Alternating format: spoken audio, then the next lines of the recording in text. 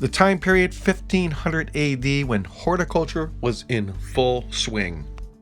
At the bottom of the map, the Enfield Falls, one of the many major fishing villages of the Agawams. Traveling south, the fluorescent colors represents the numerous planting fields. And once again, at the confluence of the Westfield River, the large seasonal fishing village at Agawam. Traveling further south, take a look at the heavy concentration of fishing stations and planting fields along the Chicopee River. Between May and June, the Chicopee would have been a very the Chicopee area has been seriously altered by 400 years of intensive agriculture use, logging, and a couple of hundred years of heavy industrial activity, and of course the housing developments. Now, prior to 400 years ago, when only the Native Americans lived in the valley, the area looked, of course, quite different. The Bay Path and along the way. A Dutch writer in 1653 describes the burning of the woods. The Indians have a yearly custom, which some of our Christians have adopted, of burning the woods, plains, and meadows in the fall of the year when the leaves have fallen and the grass and vegetables are dry. This brush burning, as it is called, is done to render hunting easier and to make the grass grow. The raging fire presents a grand and sublime appearance. Green trees in the woodlots do not suffer much. The early writers compared these thin forests to the English parks. Mr. Graves wrote from Salem in 1629 that the country was very beautiful in open lands mixed with goodly woods and again open plains. Some places 500 acres, some more, some less, not much troublesome to clear for the plow. Today's Chicopee River, as it drains into the Connecticut. Due to the Native Americans' controlled burning in the fall of the year, the Chicopee Delta would have looked much like the open grassland savannas of South America or Africa. For this next shot, I think I'll use one of my drones. Bye-bye.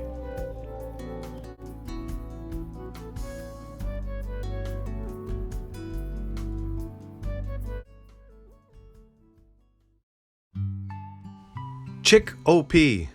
Chicopee is derived from the Algonquin language, probably from the words chicky, meaning violent, and pee, waters. Violent waters. Chicopee Falls. Today's date, June 9th. Just about 400 years ago, river herring, American shad, Atlantic salmon, Atlantic sturgeon had traveled up the Chicopee to their spawning grounds by the falls. The natives, anticipating the arrival of the annual migration, had already installed their fishing wares. So, what's a fishing ware? It's basically a fence constructed underwater to funnel the fish into a designated area for easy spearing or netting. I can only imagine how many wigwams would have lined the banks during their seasonal occupation in the spring.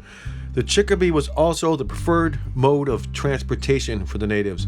The 18-mile-long Chicopee River originates in Three Rivers, Palmer, Mass., where the Quabog and Ware Rivers converge to form the Chicopee. The Three Rivers combined give us the ability to travel over 40 miles east into the interior of what is known as Central Mass. Combine the Westfield River, and we have a 100-mile east-west travel corridor.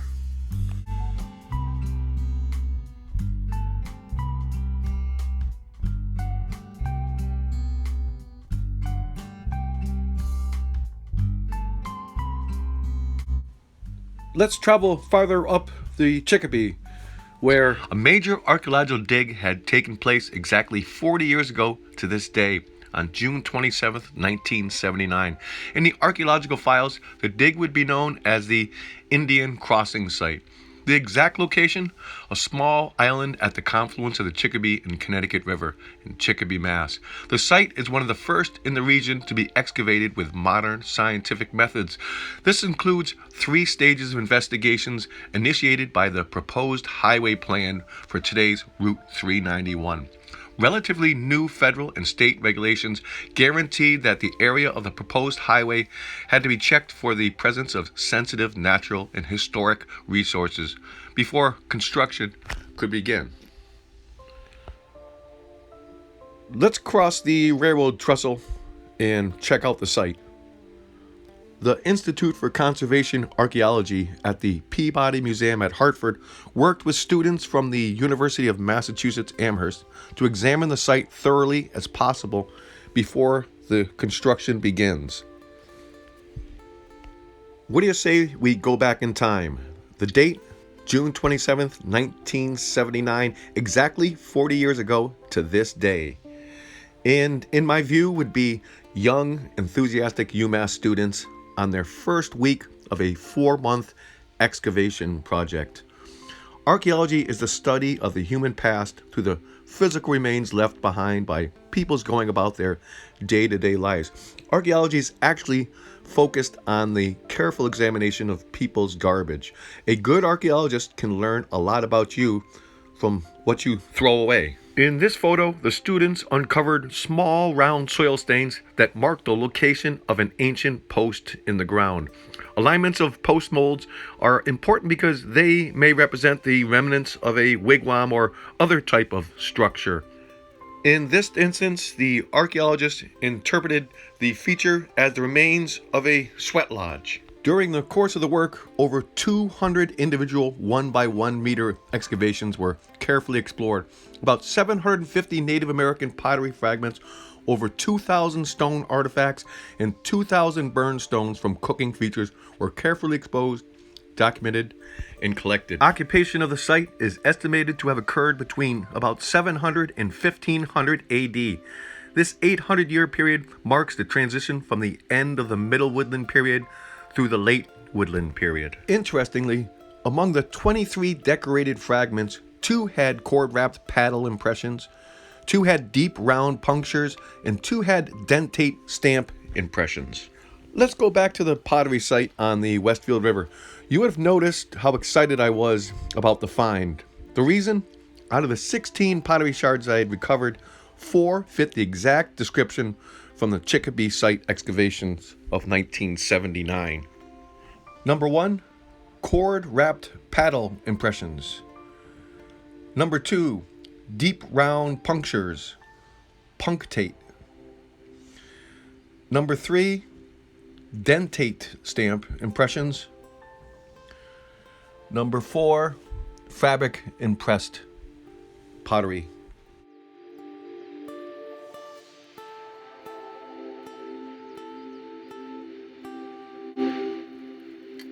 Returning the pottery shards to its original location, my work here is done.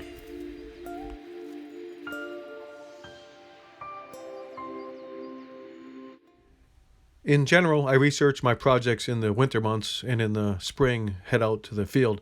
I broke down the greater Chicopee area into 2 zones, east and west. Let's start off in the west. The westernmost portion of the town consists of the Connecticut River floodplain, which extends north into South Hadley and south into Springfield. The remainder of the Chicopee is situated on a plateau with a maximum elevation of approximately 260 feet. The majority of colonial agricultural land occurred adjacent to the Chicopee River mouth and along the Connecticut River in the vicinity of Chicopee Street. A number of unidentified woodland period sites occurred in Chicopee. The sites were concentrated primarily on the bluffs overlooking the Connecticut River, the Chicopee River lowlands, and the Chicopee River islands. There were signs of Indian occupation and burial places in many parts of Chicopee, especially in Chicopee Street and on Sandy Hill. As late as 1916, excavations near the mouth of the Chicopee River brought forth several skeletons. Extensive sources of fish were available in the Chicopee and Connecticut rivers.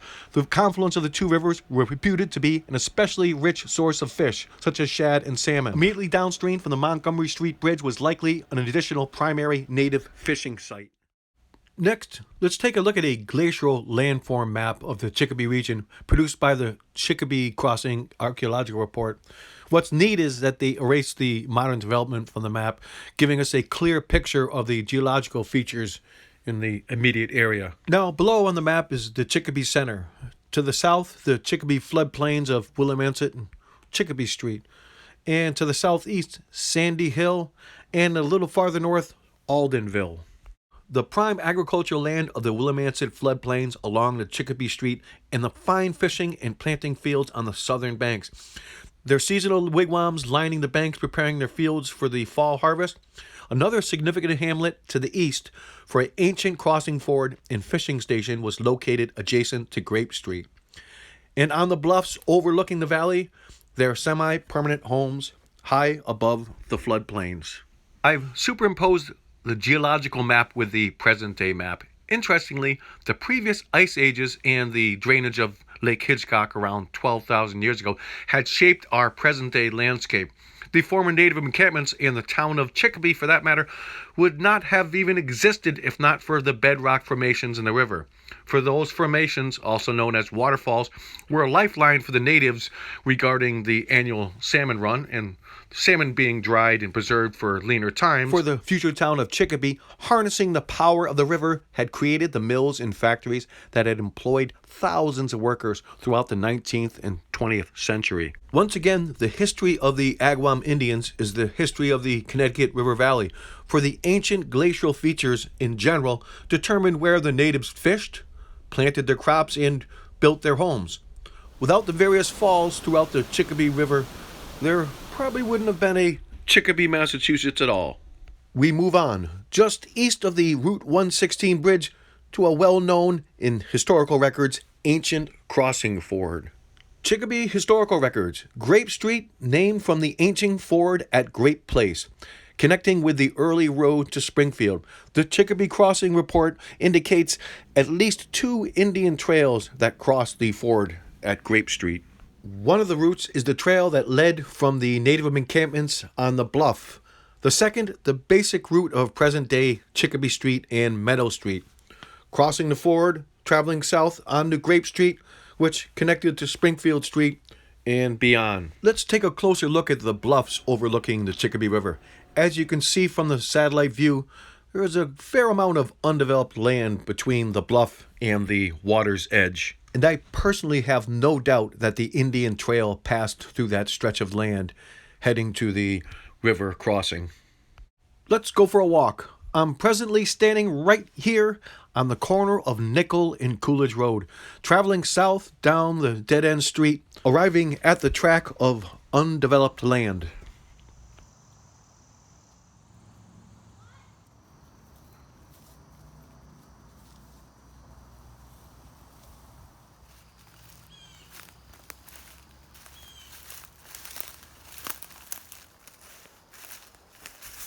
Looks like we're heading into a ravine. Here's an old article from the old Chipmunk magazine. Indian Traditions and Place Names by Bessie Werner Kerr. From the first, all brooks, ravines, and dingles had their own descriptive Indian names, and most of them were used by the white men for many years. And we have Indian occupation burial places along Chicopee Street and here up on Sandy Hill, the bluff. Skeletons, bones. I'm sure the archaeologists Robert Painter, Peter Thorbin, and Thomas Ulrich, the authors of the Chicopee Crossing Report, had explored this area during their preliminary investigation. More from the Chicopee Crossing Report. Groups returned to the site for fall fishing and to harvest gardens. Crops stored in dry, sandy soils along the bluffs. Small winter hunting camps near the bluffs, near food storage areas. Natives generally stored their winter crops in steep, sandy hills, such as the one to my right. The close to vertical angle helped keep the rain from seeping into their winter food supply. To the natives, this is equivalent to money in the bank. I wonder what the original name of this Indian trail was. My guess would be, the ravine leading to the ford that crosses the river. We crossed the Granby Road, down the well-worn banks to the Chicopee River crossing. Much has been written about this particular crossing ford.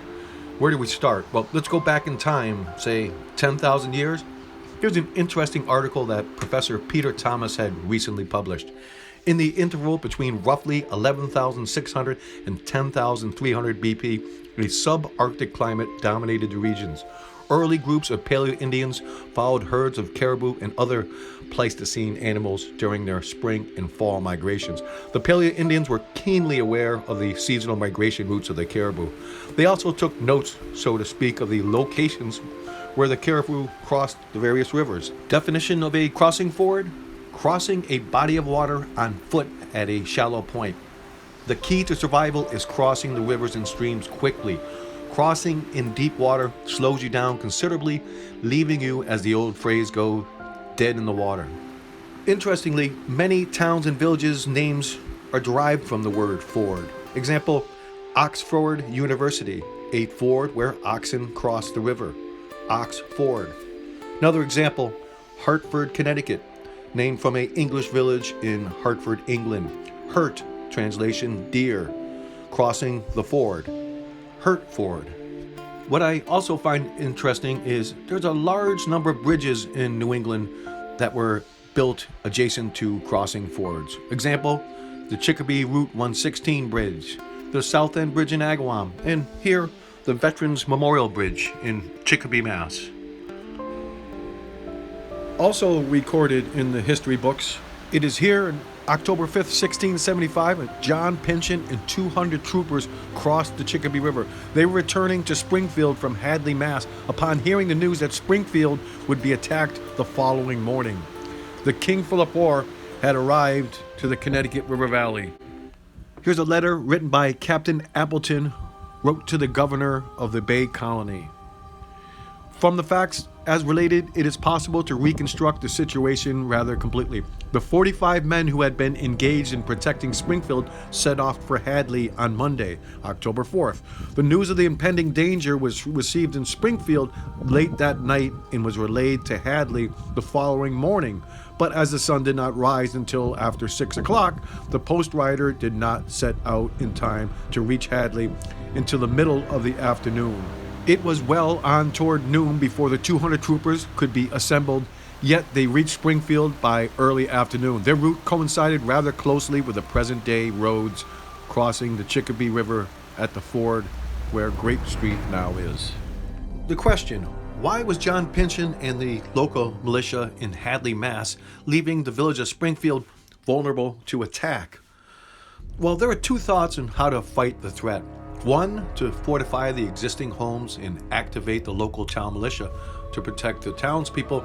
And a second thought, which the Bay Colony back east preferred, was to combine a large force and destroy the enemy quickly and decisively. John Pynchon was dead set against pursuing the enemy, leaving the town of Springfield undefended. Unable to persuade the authorities back east, John Pynchon and the Springfield militia marched north to the designated rendezvous point in Hadley, Mass, fully aware that their every move would be monitored by the Indians of the valley and would most likely be reported back to the Indian fort on Long Hill Street. There is no doubt that a few of King Philip's men were strategically placed here on the hill, overlooking the crossing ford at the Route 116 bridge. You have a clear view north, which would have been the militia's approach, and the ability to communicate with the Indian runners across the river, who in turn would warn the war party of the militia's arrival. The line of horses crossing the ford would have stretched over a quarter of a mile as they approached the doomed town of Springfield at around 2 of the clock. Interestingly, this ancient crossing ford would not have existed without the geological feature pronounced bedrock. Another important bedrock feature, waterfalls. Located just a few hundred yards upstream, once stood a major seasonal fishing village. Let's get a little closer. Today's date, June 6th. I had set my calendar to film on this date, for this would have been the peak time for the arrival of the annual migration of salmon, sturgeon, shad. Earlier, this outcrop on the falls here had caught my eye. I can only imagine throughout the centuries how many men and women stood on this very rock, fishing by torch at night and net by day. The natives would have built wooden platforms, scaffolding, so to speak, most likely using these two stone pillars as a base. If I could go back in time, I would like to be standing at this very spot, say 400 years ago. For this would have been the ideal location for spearing or netting the migrating fish, such as salmon, shad, and sturgeon. Of all species, salmon was very important to both the lifestyles and the spirituality of the river Indians. Salmon willingly gave themselves up to the humans, according to myth. Therefore, the fish were held in high esteem, special position of honor and respect. Salmon was also a symbol of determination, renewal, and prosperity. The months of May and June, dugout canoes would have lined the banks. This was a season of great joy and celebration. Different clans scattered throughout the Connecticut River Valley would congregate each year. They performed ceremonies thanking Mother Earth for their bounty, the time of storytelling, marriage proposals, and catching up on the latest news. And of course, preserving their catch. Salmon is high in protein. It can be stored and dried for later consumption, particularly in the dark, cold winter months.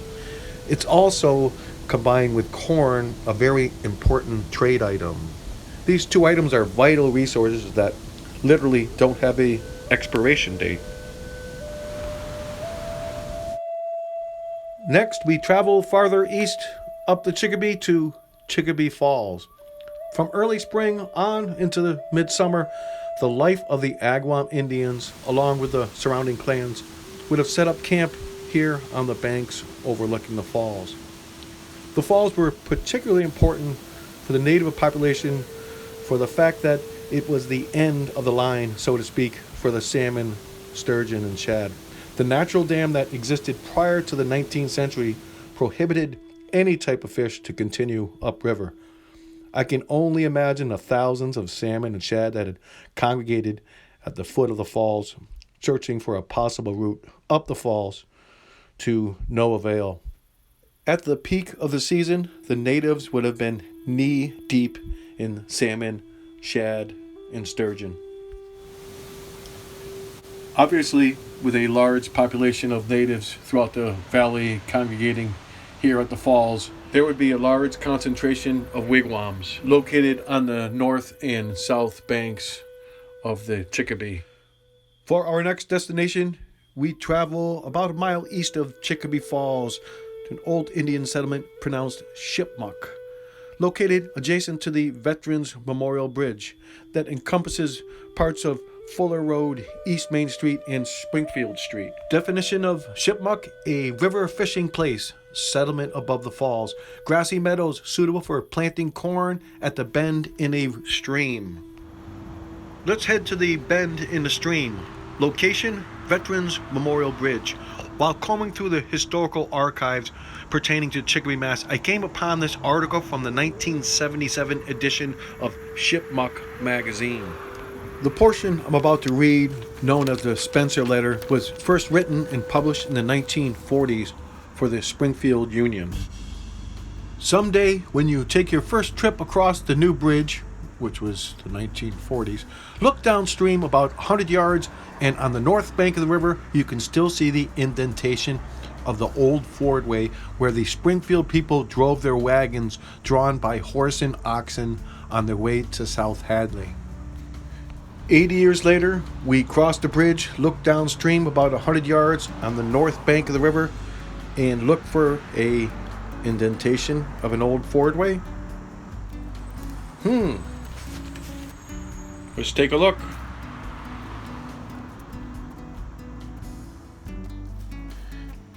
Interesting. The old fordway where the Springfield people drove their wagons drawn by horse and oxen to South Hadley. Now, the article was written in the 1940s. I'm curious to see if there's any visual signs of a crossing ford after over 80 years. Whoa. Now, this coincides with the direct route of the Indian Path, and then once again the Colonial Cart Road.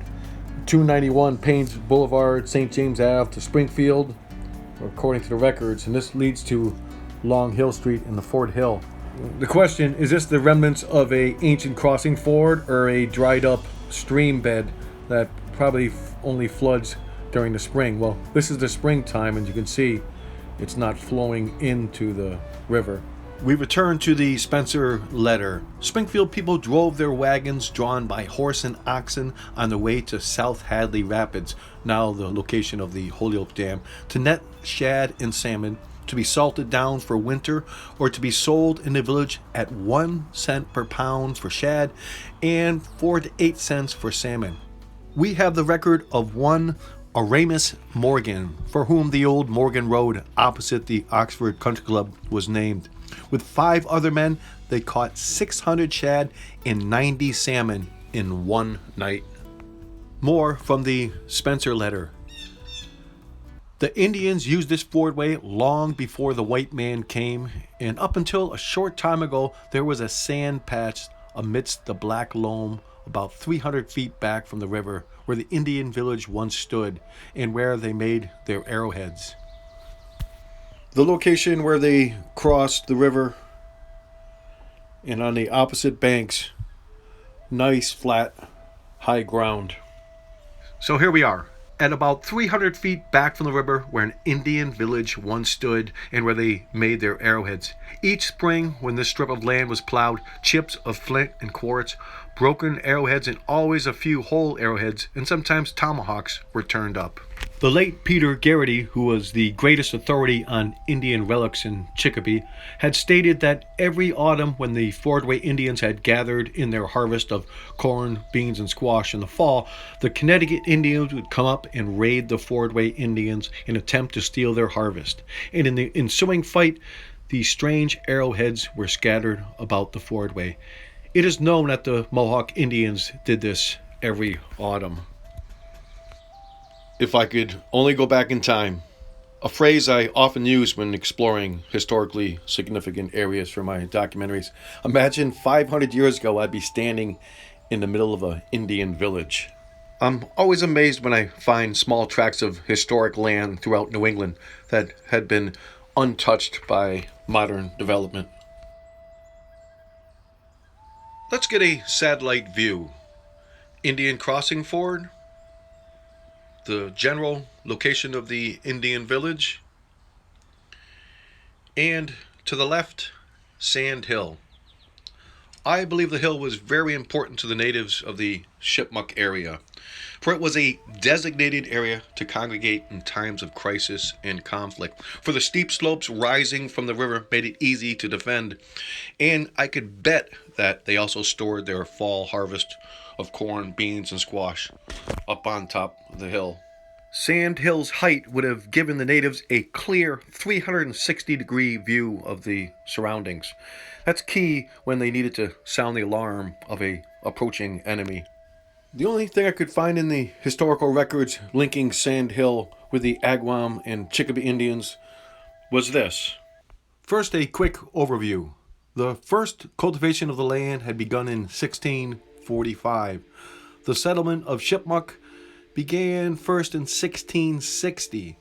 They were often annoyed by the Indians and were frequently driven to the old fort at Springfield for refuge. Several inhabitants were at one time captured, but no trace of them could be found. It was a favorite pastime of the red men to ambush on Sand Hill and pick off the white settlers as they approached on the opposite bank. We have the King Philip War that started in 1675 and ended in 1676. And with that, so ended the native population in the Connecticut River Valley, most heading north to Canada or south to New York State and beyond. 28 years pass, and we're in the midst of the Queen Anne's War, 1702-1713. Second of a series of wars fought between Great Britain and France in North America for the control of the whole continent. Obviously, the former inhabitants of the Connecticut River Valley, the Native Americans who had fled to Canada for refuge, were happy to assist the French in extracting the English colonists from their ancestral homelands. I think it's safe to say that the natives firing on the settlers from Sand Hill during Queen Anne's War were the former Chicopee Agawam Indians who had fled 26 years earlier. I can't imagine what's going through the old warrior's head as he peers down at the new settlements below. In just one person's lifetime of a mere 50 years, the native population of the Northeast, which had originally been in the millions, had been reduced to thousands. The once proud peoples of the Connecticut River Valley Gone, but not forgotten.